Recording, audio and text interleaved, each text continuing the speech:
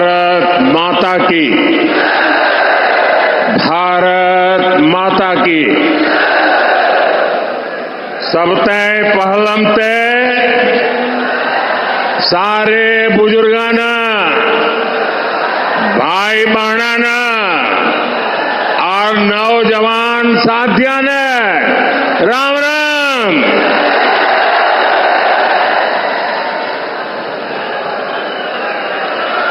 मैं सबसे पहले तो आप सबकी क्षमा मांगना चाहता हूं, क्योंकि हमारी पार्टी के यहां के साथियों ने ये जो पैंडल बनाया वो छोटा पड़ गया और इतने ही लोग बाहर धूप में तप रहे हैं। जो लोग धूप में तप रहे हैं उनको जो असुविधा हुई, इसके लिए मैं क्षमा मांगता हूं। लेकिन मैं आपको विश्वास दिलाता हूं, आप ये जो तप कर रहे हैं ना, ये आपका तप बेकार नहीं जाने दूंगा, विकास करके लौटाऊंगा। साथियों, अग्रोहा धाम, गुरु जंबेश्वर, खाटू श्याम जी और माता भनभोरी ब्राह्मणी देवी को मैं सर झुका के प्रणाम करता हूं। ये राखी गढ़ी की धरती है। ये क्षेत्र देश प्रेम और प्रकृति प्रेम दोनों के लिए जो बलिदान दिए गए हैं, उसको यहां के लोग आज भी स्मरण करके पूरी मानव जात को प्रेरणा देते हैं। यहां अंग्रेजों की क्रूर तोपों के भी जख्म है, तो यहां पेड़ों की रक्षा के लिए बिश्नोई समाज के तप और त्याग की मिसालें भी हैं। यहां के विकास में स्वर्गीय भजनलाल जी का भी बड़ा योगदान है, आज भी लोग याद करते हैं। और ये मेरा सौभाग्य रहा कि मुझे हरियाणा में काम करते हुए भजनलाल जी के काम को देखने का मौका मिला और चौधरी बंसीलाल जी के साथ काम करने का मौका मिला। और चौधरी बंसीलाल जी मुझे हमेशा कहते थे कि भाई देख, तेरा और मेरा विशेष नाता है। मैंने कहा क्या? और फिर वो मुझे महर्षि दयानंद जी के जीवन के विषय में बड़े भावुक होकर के बातें बताते थे। महर्षि दयानंद सरस्वती जी गुजरात में पैदा हुए, लेकिन जितनी जानकारियां मुझे नहीं थी, उससे ज्यादा जानकारियां महर्षि दयानंद जी के विषय में चौधरी बंसीलाल जी से मैं सुना करता था और वो कहते कहते भावुक हो जाते थे। साथियों, मेरा सौभाग्य रहा है, हरियाणा ने मुझे बहुत कुछ दिया है, बहुत कुछ सिखाया है। मैं हरियाणा के विकास में योगदान देने वाली हर संतान को नमन करता हूं। आज सरदार भगत सिंह जी की जयंती पर भी मैं उन्हें श्रद्धा सुमन के साथ प्रणाम करता हूं। साथियों, हरियाणा की माताओं बहनों ने यहां एक नारा दिया है, महारा हरियाणा, नॉन स्टॉप हरियाणा। हरियाणा का विकास ऐसे ही नॉन स्टॉप चलते रहना चाहिए। इसलिए हरियाणा तीसरी बार भाजपा को मौका देने का मन पक्का कर चुका है। चारों तरफ से आवाज आ रही है, भरोसा दिल से, भाजपा फिर से, भरोसा दिल से, भरोसा दिल से।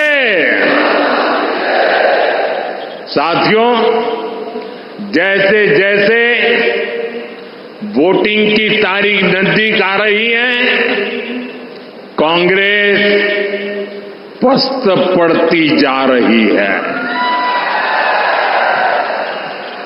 कांग्रेस के नेता अब कहने लगे हैं कि हरियाणा में भी वही हाल होगा जो कांग्रेस का मध्य प्रदेश में हुआ था। एमपी और राजस्थान में पिछले चुनाव में इन्होंने झूठ का गुब्बारा खूब फुलाया, लेकिन जनता ने वोट की चोट देकर के उस गुब्बारे की हवा निकाल दी। अब हरियाणा में भी यही होने जा रहा है। साथियों, कांग्रेस का ये हाल इसलिए होता है क्योंकि कांग्रेस देश की सबसे धोखेबाज और बेईमान पार्टी है। आप पड़ोस में देख लीजिए, हिमाचल में क्या हाल करके रखा है। चुनाव के दौरान हिमाचल की जनता को इन्होंने क्या क्या झूठ बोला, आप कल्पना नहीं कर सकते। अब सरकार बनने के बाद कांग्रेस ने अपने वायदों से पल्ला झाड़ लिया है। जनता कांग्रेस से कह रही है, क्या हुआ तेरा वादा?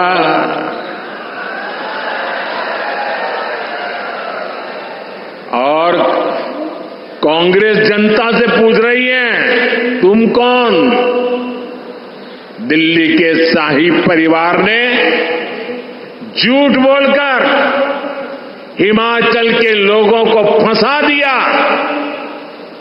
आज हिमाचल में कर्मचारियों को उनकी सैलरी और डीए देने तक इनके पास बजट नहीं है। साथियों, जहां कांग्रेस होती है वहां कभी भी स्थिरता नहीं आ सकती। जो पार्टी अपने नेताओं के बीच एकता नहीं ला सकती, वो राज्य में स्थिरता कैसे लाएगी? आप देख रहे हैं कि कैसे यहां कांग्रेस में मुख्यमंत्री बनने के लिए मारामारी मची है। बापू भी दावेदार है और बेटा भी दावेदार है, और दोनों मिलकर बाकियों को निपटाने में लगे हैं। और ये सब देख करके हरियाणा के जागरूक नागरिक कांग्रेस को निपटाने में लग पड़े हैं।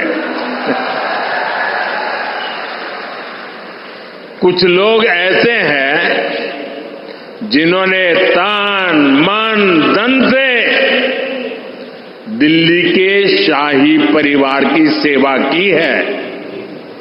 अब वो भी पूछ रहे हैं कि उनसे क्या गलती हुई। यहां कांग्रेस का हर गुट, हर सीट पर एक दूसरे को पटखनी देने में ही लगा हुआ है। साथियों, इस गुटबाजी के बीच कांग्रेस में दलितों और पिछड़ों के लिए दरवाजे एकदम बंद है। कांग्रेस जानती है कि दलित उसको वोट नहीं देता, इसलिए वो पूरे दलित समाज से नफरत करती है। आप खुद देखिए, कांग्रेस के राज में गोहाना में दलितों पर अत्याचार हुआ, कांग्रेस चुप रही। कांग्रेस के राज में मिर्चपुर कांड हुआ, कांग्रेस चुप रही। कांग्रेस के राज में दलित बेटियों के साथ अत्याचार हुआ, अन्याय हुआ, कांग्रेस चुप रही। आज कांग्रेस का शाही परिवार कह रहा है कि दलितों और पिछड़ों का अमेरिका में जाकर के बोले वो दलितों पिछड़ों का आरक्षण खत्म कर देंगे। कांग्रेस ने दलितों पर जो अत्याचार किया है उसे दलित समाज कभी भी भूल नहीं सकता। इसलिए मैं हरियाणा में जहां भी गया मैंने देखा कि कांग्रेस को कोई भी घुसने नहीं देता। साथियों, भाजपा सर्व समाज की भागीदारी सुनिश्चित कर रही है। हमारे मुख्यमंत्री सैनी जी सबको साथ लेकर आगे बढ़ रहे हैं। अब देखिए, हमारी सरकार ने हरियाणा के मुख्यमंत्री निवास का नाम कबीर कुटीर रखा है। यहां हिसार में ही दलित परिवारों में भी जो वंचित हैं उनके बच्चों के लिए बने कबीर छात्रावास का फंड भी भाजपा ने बढ़ाया। भाजपा सरकार वंचितों को सिर्फ सहारा देती है, इतना नहीं बल्कि उनके सपनों को उड़ान भी देती है। साथियों, जिनका कोई नहीं, जिनको कोई नहीं पूछता, मोदी उनको पूजता है।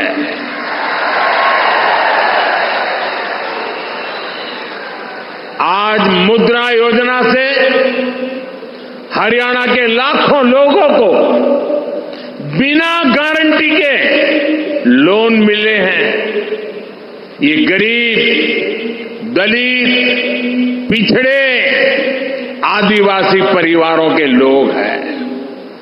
मोदी ने रेहड़ी, ठेले, पटरी पर काम करने वाले अपने भाई बहन का भी ध्यान रखा है। ये कोई धन्ना सेठ नहीं है, ये गांव, गरीब, दलित, पिछड़े परिवारों के मेरे भाई बहन हैं। कांग्रेस ने इनको कभी नहीं पूछा। इनकी गारंटी भी आपके इस बेटे ने ही ले ली है। बैंक में अब उनको गारंटी नहीं देनी पड़ती, गारंटी मोदी देता है।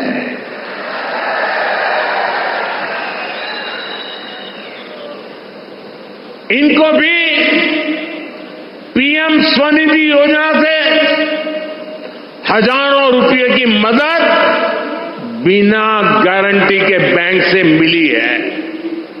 साथियों, कांग्रेस इतना बड़ा स्वार्थी दल है कि उसे वोट के अलावा कुछ नहीं दिखता। कांग्रेस ने किसानों को भी हमेशा वोट बैंक के रूप में ही देखा है। कांग्रेस ने हमेशा किसानों को पानी के लिए तरसाया है, जबकि भाजपा उनकी समस्याओं का समाधान कर रही है। मैं हिसार, सिरसा, भिवानी, फतेहाबाद के किसानों की समस्याओं को समझता हूं। हिसार के कुछ हिस्सों में जो सेम की समस्या आ रही है, उसकी जानकारी भी सरकार को है। इसका समाधान करने के लिए भी सरकार बनने के बाद प्रयास तेज किए जाएंगे। साथियों, कांग्रेस यहां किसानों के लिए बड़ी बड़ी बातें करती है, लेकिन आपको भूलना नहीं है, हुड्डा जी सरकार तो 2 रुपये के मुआवजे वाली सरकार थी। हर किसान को याद है ये 2 रुपया मुआवजे वाली सरकार। फर्क देखिए दोस्तों, ये भाजपा सरकार है जो बिना मांगे देश के 10 करोड़ से ज्यादा किसानों को पीएम सम्मान निधि हर वर्ष 6,000 रुपया सीधे उनके बैंक में खाते में जमा करती है, उनके सम्मान की चिंता करती है। और वो लोग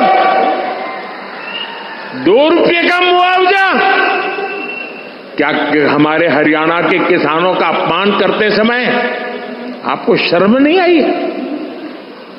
ये सम्मानित किया जाता था। इसलिए मैं आज आप लोगों को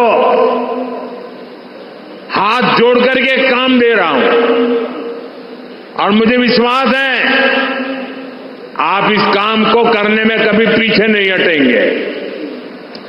जब भी कांग्रेस के लोग आपसे किसानों की बात करें, आप उनसे एक बात पूछोगे? जरा जोर से बोलिए ना, पूछोगे? जरा उनको पूछना कि आप जो हरियाणा में बड़ी बड़ी बातें करते हो, बड़ी बड़ी घोषणाएं कर देते हो, तारे तोड़ करके लाने की बातें कर रहे हो। अरे भाई, तुम्हारी कर्नाटका में सरकार है, तेलंगाना में सरकार है, हिमाचल में सरकार है, कुछ तो लागू करके दिखाओ। जरा इसको इतना पूछ लीजिए। ये यहां बातें करते हैं और वहां लागू नहीं करते हैं। कर्नाटका में इनकी सरकार है, वहां कांग्रेस सरकार के बनने के बाद सैकड़ों किसान आत्महत्या कर चुके हैं। सच्चाई यही है कि कांग्रेस देश के किसानों के जान की दुश्मन है। वो सिर्फ किसानों को झूठ बोल सकती है। यहां कांग्रेस ने एमएसपी पर भी आपसे सिर्फ झूठ बोला है। सच्चाई यह है कि यहां भाजपा की सरकार 24 फसलों को एमएसपी पर खरीद रही है, जबकि कांग्रेस शासित राज्यों में इक्का दुक्का फसलें ही एमएसपी पर खरीदी जाती है। आप मुझे बताइए, ऐसी धोखेबाज कांग्रेस पर क्या हमारे किसान भरोसा कर सकते हैं? क्या? हाथ ऊपर नहीं, मुंह से बोलिए, भरोसा कर सकते हैं क्या? साथियों, हरियाणा का भरोसा तो भाजपा पर ही है। बीते 1 दशक में भाजपा ने यहां विकास को नई गति दी है। यहां चारों तरफ चौड़ी सड़कों का जाल बिछाया गया है। आज 5 जोड़ी वंदे भारत ट्रेनें ये मेरे हरियाणा में चलती है। हिसार से रोहतक जाने के लिए हंसी हिसार रोहतक लेन लाइन शुरू कर दी गई है। इससे हिसार से रोहतक पहुंचने के लिए समय आधा हो गया है। साथियों, ये क्षेत्र अब एक बड़ा व्यापारिक केंद्र बनने की तरफ कदम बढ़ा चुका है।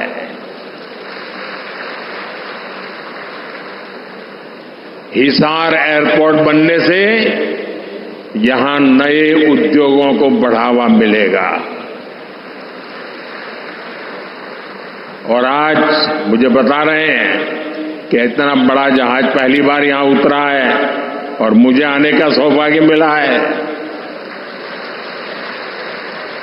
और भाजपा सरकार बनने के तुरंत बहुत ही कम दिनों में इसका कॉमर्शियल कामकाज भी शुरू हो जाएगा दोस्तों। और इसका फायदा व्यापार उद्योग के साथ साथ यहां के किसानों को भी होने वाला है। अब किसानों की उपज आसानी से कम समय में विदेश निर्यात कर पाना संभव हो पाएगा। और आज हिंदुस्तान के किसानों के द्वारा पैदावार की गई चीजें दुनिया के बाजार में गर्व से बिक रही है। इससे व्यापारियों को, दुकानदारों को, किसानों को, हर किसी को फायदा होने वाला है। हमारा प्रयास यही है कि यहां नए उद्योग लगे। हम चाहते हैं यहां दुनिया भर से निवेशक आए ताकि युवाओं को ज्यादा से ज्यादा रोजगार मिले। साथियों, कांग्रेस ने यहां के युवाओं पर भी दोहरा वार किया है। एक तो कांग्रेस के समय में बिना खर्ची पर्ची के सरकारी नौकरी नहीं मिलती थी। दूसरा, घूस देने के लिए गरीब को खेत तक बेचने पड़ते थे। भाजपा ने बिना खर्ची पर्ची नौकरियां दी। और यही बात कांग्रेस को अखर गई है। इसलिए कांग्रेस की भर्ती रोको गैंग ने युवाओं को नौकरियां देने पर ब्रेक लगवा दिया। कांग्रेस की भर्ती रोको गैंग को इस चुनाव में मेरे सभी नौजवान उनको जरा सबक सिखाइए ताकि आपके भविष्य को ताला लगाने का पाप न करे। साथियों, कांग्रेस सिर्फ लूट खसूटी नहीं करती बल्कि निर्लज्जता से उसका बचाव भी करती है। कांग्रेस के राज में कैसे दलालों और दामाद का ही बोलबाला था, ये मैंने हरियाणा की जनता के सामने रखा। अगर किसी को पछतावा होता, किसी को अगर दो आंख की भी शर्म होती, तो वो हरियाणा की जनता से माफी मांगता। लेकिन कांग्रेस के लोगों ने आपसे माफी नहीं मांगी, बल्कि बड़ी बेशर्मी से दलालों और दामाद का बचाव कर रहे हैं। कांग्रेस के इस रवैये से नाराज होकर अब हरियाणा की जनता कांग्रेस के विरुद्ध खड़ी हो गई है। अब जनता खुद इनका कच्चा चिट्ठा बाहर निकाल रही है।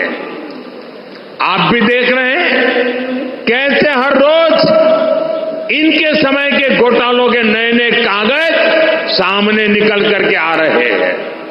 साथियों, हरियाणा के लोग हर गांव सह सकते हैं, लेकिन हरियाणा के लोग देश के विरुद्ध कोई बात सह नहीं सकते। हरियाणा के लोग कट्टर देशभक्त हैं। देश की बात आती है तो हरियाणा वाले सब कुछ भुलाकर एकजुट खड़े हो जाते हैं। इसलिए कांग्रेस का असली चेहरा भी आपको याद रखना है। आज की कांग्रेस अर्बन नक्सलियों के चंगुल में है। मैं कोई ढकी छुपी बात नहीं कर रहा। कांग्रेस के नेता विदेश जाते हैं तो किससे मिलते हैं? ये उन लोगों से मिलते हैं जो भारत के दुश्मनों की भाषा बोलते हैं। कांग्रेस के इंटरनेशनल पार्टनर वो लोग हैं जो दुनिया भर में भारत को बदनाम करने में जुटे हैं। विदेश में जाकर कांग्रेस के नेता वही भाषा बोलते हैं जो भारत का बुरा चाहने वालों को पसंद आती है। आप भी सोचिए, आखिर क्यों पाकिस्तान कांग्रेस का समर्थन करता है? कांग्रेस की नीतियों को पाकिस्तान को पसंद आती है। साथियों, हरियाणा के लोगों को कांग्रेस के वादों इरादों से बहुत सावधान रहना है। कांग्रेस ने कहा है कि वो जम्मू कश्मीर में फिर से 370 वापस लाना चाहती है।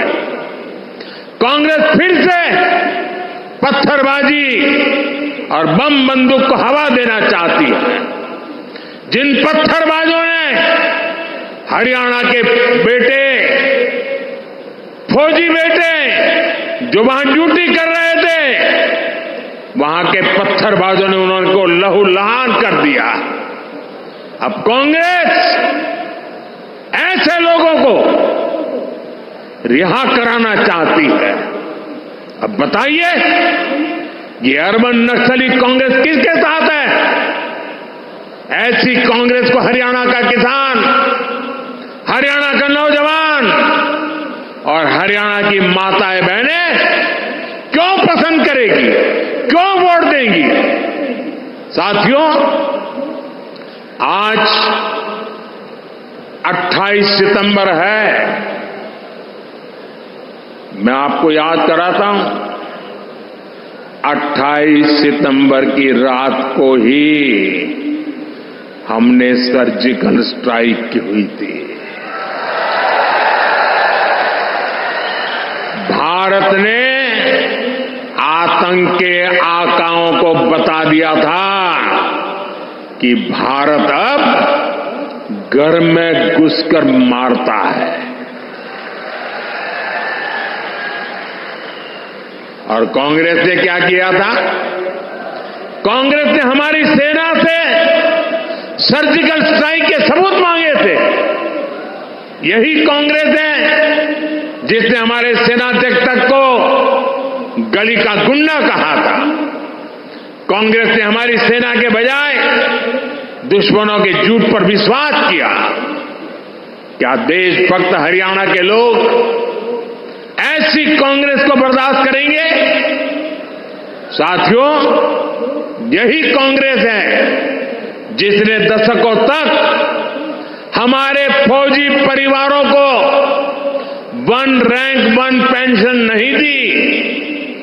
कांग्रेस सिर्फ 500 करोड़ रुपए दिखाकर झूठ बोलती थी कि 1 रैंक 1 पेंशन लागू करेगी। मैंने हरियाणा के रेवाड़ी से अपने सभी फौजी परिवारों को गारंटी दी थी कि प्रधानमंत्री बनते ही OROP लागू करूंगा।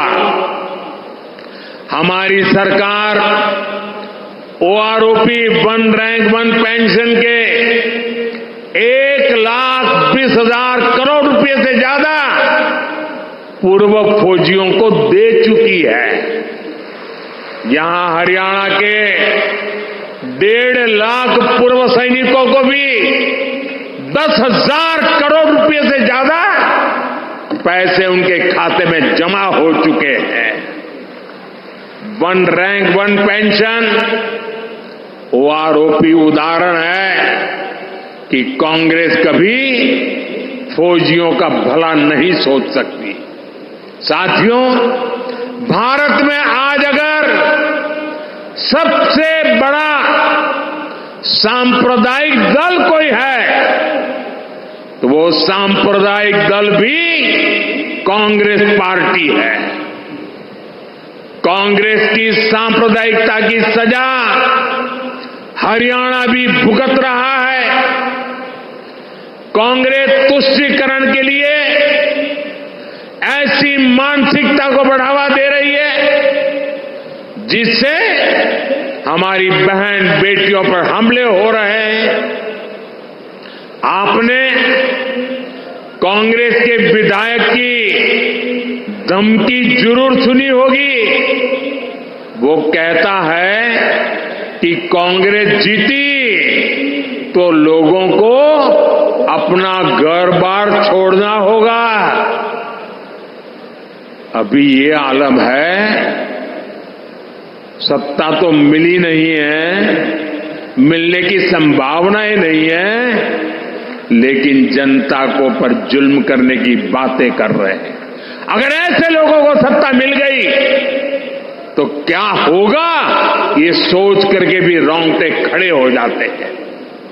इसलिए हरियाणा के हर वोटर से मैं कहूंगा कि जब भी वोट डालने जाना तो ऐसी धमकियों को जरूर याद रखना।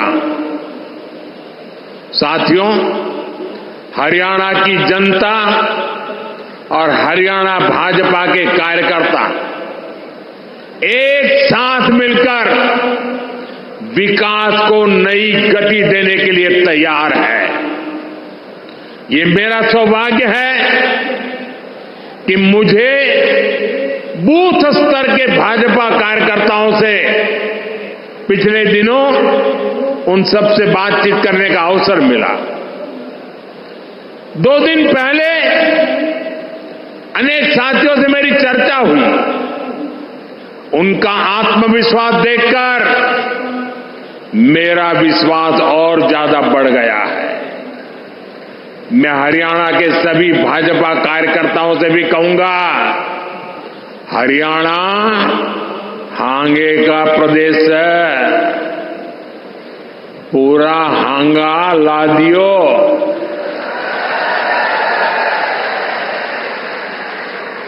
हमें दिन रात जुटना है,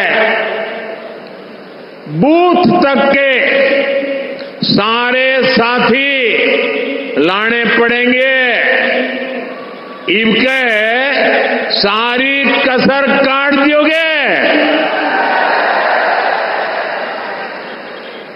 साथियों, चुनाव लोकतंत्र का इतना बड़ा उत्सव है, इसमें सभी कार्यकर्ताओं का साथ आना जरूरी है।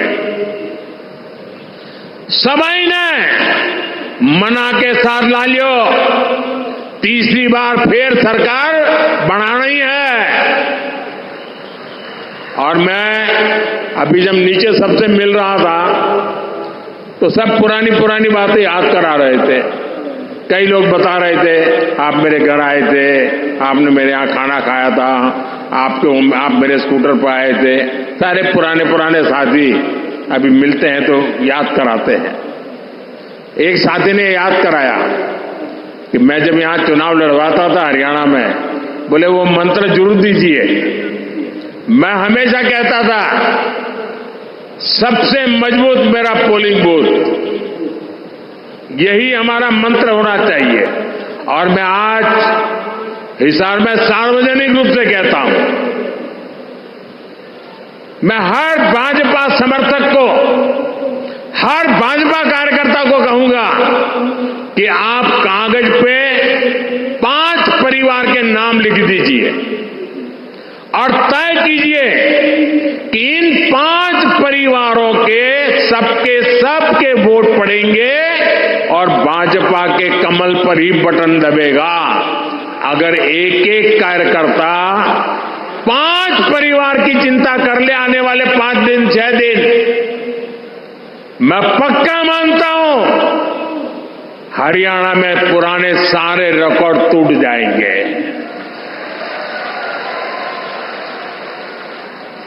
मैं एक बार फिर इतनी बड़ी संख्या में यहां आने के लिए आप सभी को धन्यवाद देता हूं।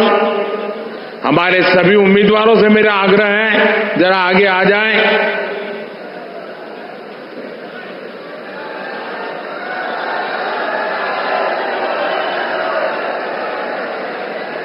आप सबके आशीर्वाद उनको मिले, ये प्रार्थना करने के लिए मैं आया हूं। मेरे साथ बोलिए, भारत माता की, भारत माता की, भारत माता की। बहुत बहुत धन्यवाद। माननीय प्रधानमंत्री जी का बहुत